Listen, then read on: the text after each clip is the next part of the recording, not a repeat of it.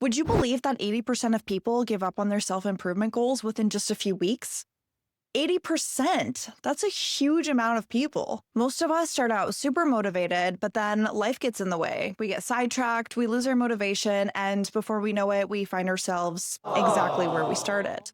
Stick around for the whole video today because I am sharing easy self-improvement tips that you can actually use and are easy to implement in your life. If you're new here, which everyone is, this is my very first video.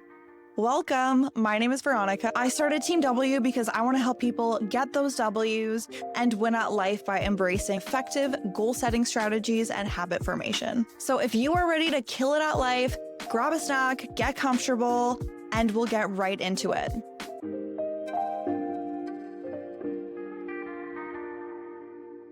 Okay, so before we even get into the meat and potatoes, you need to figure out which behavior, habit, or thing about yourself you actually want to improve. Self-improvement means a lot of different things to a lot of different people, and there's not a one-size-fits-all approach to it.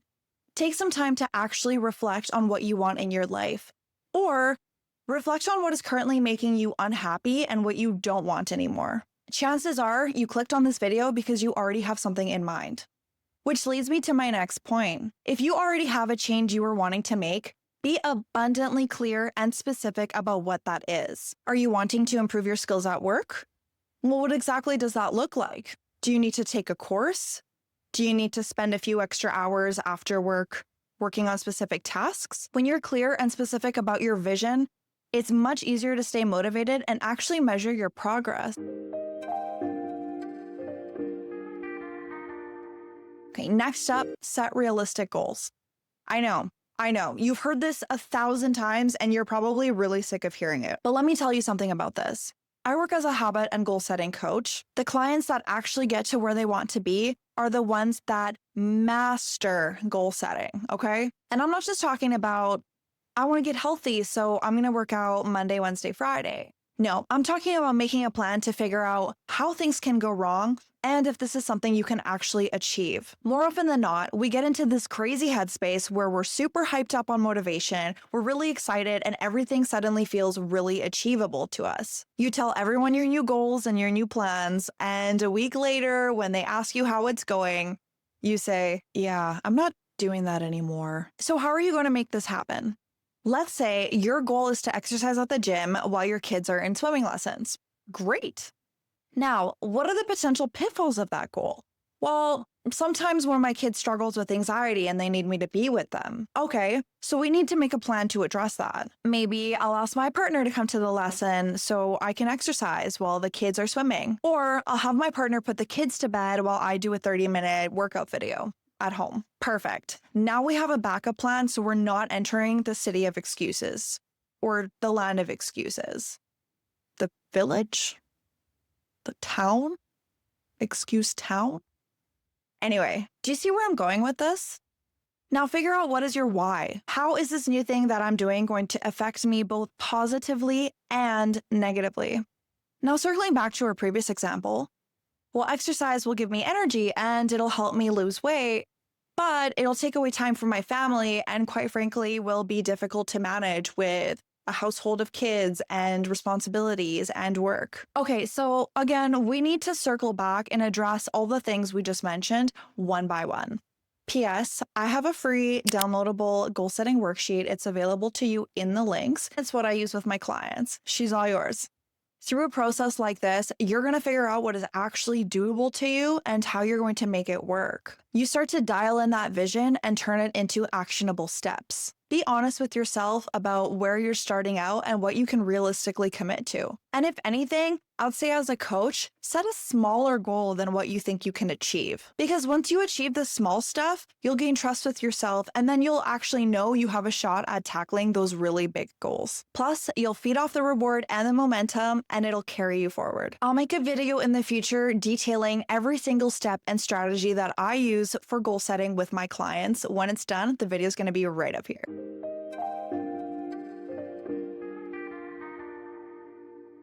All right, next tip, and arguably the biggest one, start small. Seriously, this is where most people trip up when they're actually trying to change their lives. We get super motivated, we set these huge goals like I'm going to wake up at 5 a.m. every morning, and then I'm going to run 5 miles, and then I'm going to meditate for an hour. But then what actually happens is you find yourself hitting snooze, and 5 a.m. turns into 7 a.m., and next thing you know, you haven't accomplished anything you set out to do. That's why we want small, consistent steps. We want to move forward every single day towards our goals with small, consistent steps. Don't try to overhaul your entire life in one night.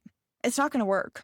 You're going to get discouraged and you're going to set yourself up for failure. Remember earlier how I told you to make your current goal even smaller than it is, just to make sure that you stick to it? Great, now I want that to be the only goal you're working on right now. This isn't going to work if your focus is fragmented all over the place. Wanting to wake up early and exercise and meditate is already a lot to commit to. Even just one of those things is a lot to commit to. Just stick to that one commitment for months and you'll see just that one habit you want to get into will be difficult enough on its own. Because we're not creatures of change, and if anything, we resist it with everything we have. Real change does not happen overnight. It's all about those tiny, consistent steps that we move forward with every single day. So what does starting small actually look like? I'll give you a few examples. If you want to get healthier, don't change your entire diet in one day. Just swap out your current snacks for vegetables. If you want to read more, don't push yourself to finish a whole book in 1 week. Just read a few pages before bed or when you wake up in the morning. If you want to be more organized, instead of trying to declutter your entire house, just start with one shelf or one drawer at a time and celebrate your wins at every step. The best part about starting small is it is way less intimidating and you're far more likely to stick to it. And those little wins, those little moments of accomplishment are going to keep you moving forward and keep you motivated to do more. Over time, those tiny habits stack up and lead to huge results. So if you're thinking about making a change, ask yourself, what is the smallest step I can take today? Do that and you're already on your way. And just a friendly reminder, it's okay to stumble and miss a day. The point is to keep going and not let one off day throw you off track. An all or nothing mindset is only going to do more harm than good. If you screwed up today, tomorrow is a new one. Just move on and stay focused. Also, don't forget to celebrate your progress. This is so important. Even if you only hit your goal half the time, that is still progress. Celebrate your wins. By the way, do you want to be my second subscriber? Believe it or not, that opportunity is available to you. Just click the button below and I will be sure to make more magic for you. Plus, we can be friends on this journey to becoming the best version of ourselves.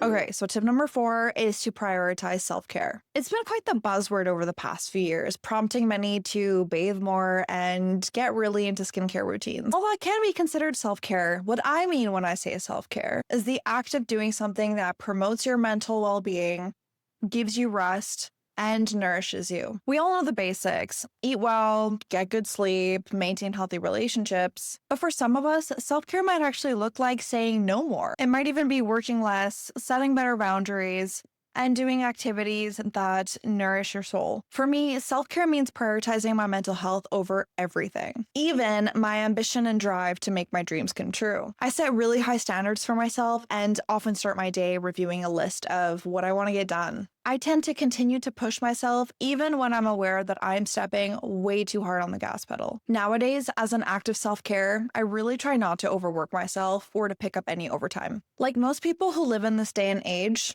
self-care, for a lot of us, simply cannot be a priority. Maybe you're working multiple jobs or you're a caregiver for a family member and you simply don't get breaks. If that's the case, I will say 2 things. Number 1, try to do something small for yourself every day or at least once a week if you can. Do something that makes you smile and feel warm and fuzzy inside. Eat a cupcake, light a nice candle, make a nice meal. If you're in the position to do so, make not prioritizing your self-care temporary with an end date. What I mean by that is if you're in a situation where you cannot invest time into yourself right now, set a date in the future where you can realistically do so. Personally, I've often had 2 to 3 jobs at the same time for the past few years. I did this to set myself up financially and self-care was a sacrifice I had to make. A part of me is glad I made that sacrifice. However, I told myself when I have one job that gives me the income that I desire, I'll finally stop taking on overtime hours and working a second job. That was a pretty big step for me and arguably one of the biggest acts of self-love I've ever done. The reality is you just don't have time for everything, and that's okay. Sometimes other things in life will take priority over yourself, such as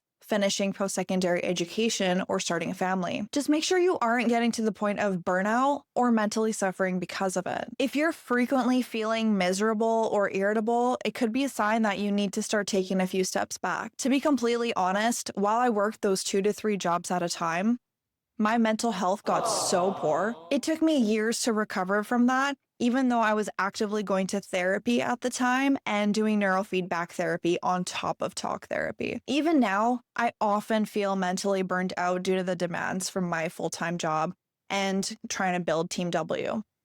The best things we can do for ourselves is to give ourselves the rest that we deserve. I'm really curious to know, what does self-care look like to you? Let me know in the comments. I'd really love to know what you think, and you can share your ideas with other people watching.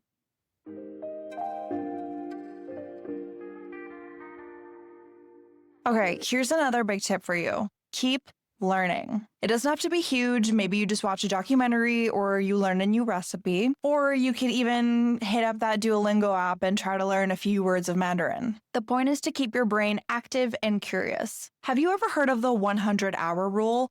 It's a fairly similar concept to the 10,000-hour rule. It essentially means you learn and master a new skill in 100 hours. Applying it will put you in the top 5% of performers simply by practicing the skill 16 minutes a day. That is comparing to someone who's never done that skill or is not actively trying to learn it. Anders Ericsson published over 100 studies on deliberate practice. He summarized the studies in his book called Peak. In one particular study, an undergraduate student became the #1 random digit memorizer in the world. He did this in only 100 training sessions of 1 hour. His world record is set at 82 digits. The great thing is, most of us aren't trying to be world-class performers or master skills to that extent, which means utilizing the skill is actually highly likely to yield the result that you're looking for, as long as you can stick to it. I know it sounds crazy simple, but this is definitely one of the best ways to change your life. And the best part, it's also one of the most accessible ways you can improve yourself.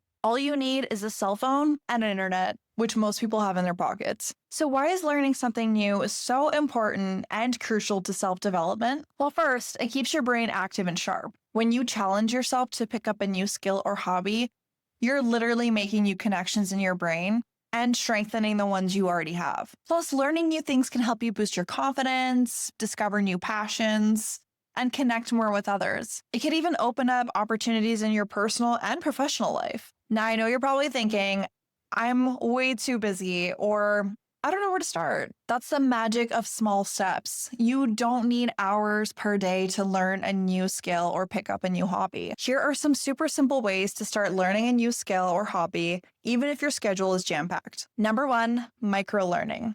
Try dedicating just 10 to 15 minutes a day towards something you're curious about.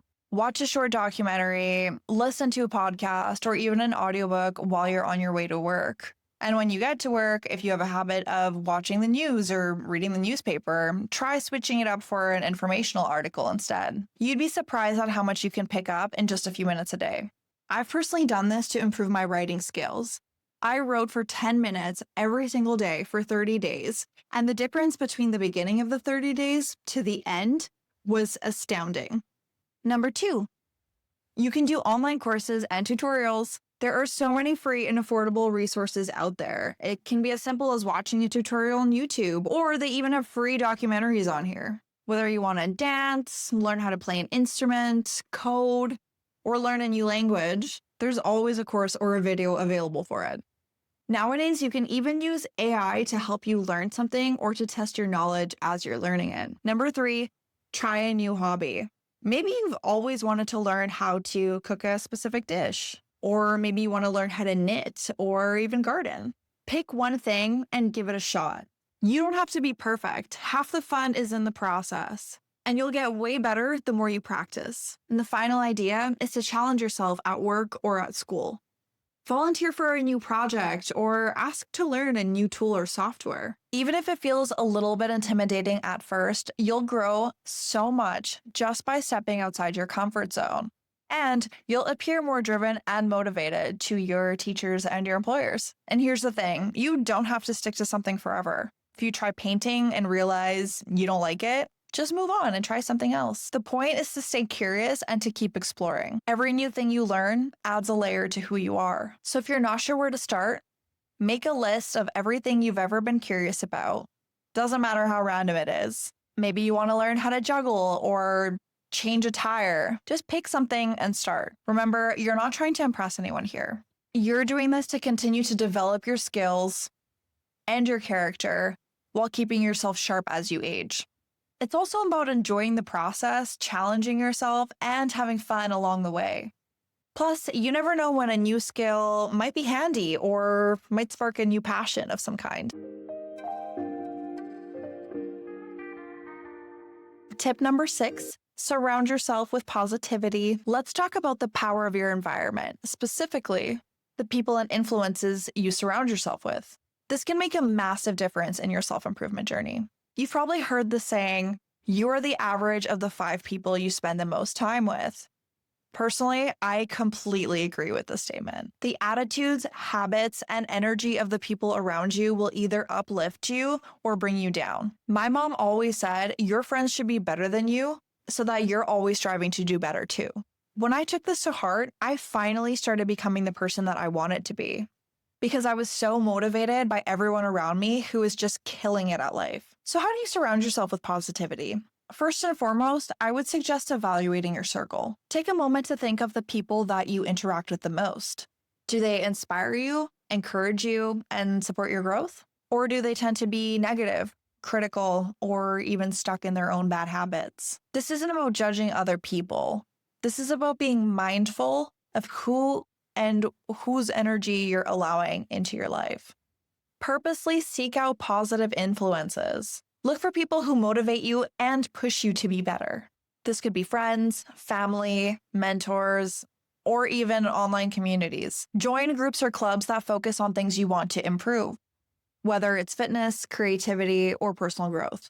Being around like-minded people will keep you inspired and accountable.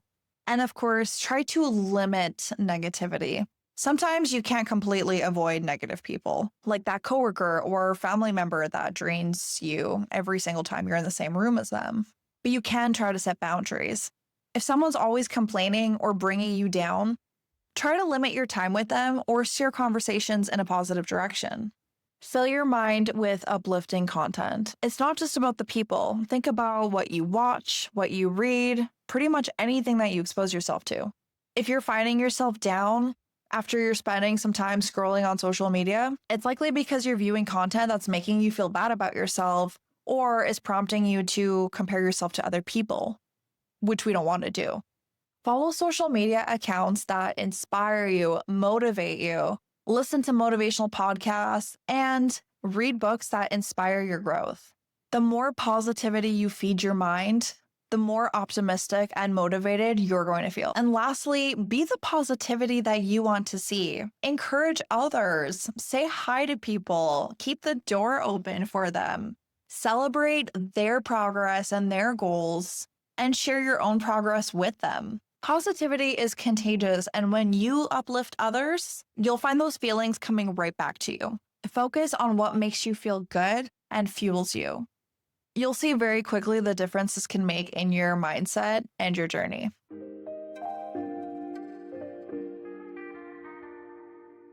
And the absolute last tip I have for you, thank you so much for sticking with me through this video, is to track your progress. I have so much to say about this. I'm actually going to make a separate video about this entirely. But for the purposes of this one, we're going to focus on a few key things. In Darren Hardy's book, The Compound Effect, he talks about the benefits of tracking your behaviors and the actions you're taking towards your goals. Here's why tracking your progress matters. Number 1, it keeps you motivated. When you see real evidence of your growth, even if it's small, it gives you a boost to keep going. Progress isn't always obvious day to day, but when you look back, you'll be amazed at how far you've come. Number 2, it helps you adjust. Tracking helps you see what's working and what isn't working. If you notice you're struggling with a certain goal, you can tweak your approach towards it instead of abandoning it altogether. And the third reason why tracking matters is because it builds your confidence. Every time you hit a milestone, no matter how tiny, you're proving to yourself that you are capable and you can do hard things. That confidence spills over to other areas of your life. And the fourth reason why tracking is important is that it keeps you accountable. When you're going about your day and you have made a goal to track how many minutes a day you're reading, for example, you're going to find yourself upset when you have days where you have to write down that you've read 0 minutes. You'll feel disappointed at yourself. This is another reason why tracking is a valuable self-accountability tool. It keeps you in check as you're going through it day to day. I encourage my clients to track on a regular basis, and the ones who do accomplish far more than those who don't. It seems insignificant, but you'd be surprised at how effective it is. It's the same reason why Darren encourages people to track their spending. You'll be a lot less likely to spend money if you have to open up your tracker and write down how much money you're spending every single time you're going to the store and doing it. This is another way tracking can discourage behaviors we no longer want to engage in. To track your progress, you can use a journal or a planner. Write down your goals and check in daily or weekly. Know what you did, how you felt, and any challenges that came up along the way. Over time, you'll have a tangible record you can actually reference and take a look at to see how your progress is going and in which areas you still need to work on. You can keep this incredibly simple. Personally, I just use my notes app on my iPhone and just bullet point right in the behaviors that I'm tracking daily. You can also have a lot of fun with this and create your own habit tracker, or you can find some on the internet or even Canva. Another way to track your progress is to take before and after pictures. This particularly works if you have fitness goals or decluttering goals, or if you're working on some kind of visual project. Tracking is also far more likely to make you actually feel the reward of moving forward with your goals and tackling them day by day, step by step. And the reason is because you're a lot more likely to actually see that progress. So continue to acknowledge your hard work and celebrate those W's. Okay, so that is it for today. Thank you so much for sticking with me until the end of this video. It literally took me 5.5 hours to put the script, so I really appreciate your time. Thank you. I hope you liked it, and I hope these tips start helping you make some positive changes in your life. If you found this helpful, please give me a thumbs up and subscribe to my channel for more content like this. I post a video once a week and I post a blog every 4 days. So if that's something that interests you, you can find the links in the comments below. Thanks again for hanging out with me, and I will see you in the next video. Bye now.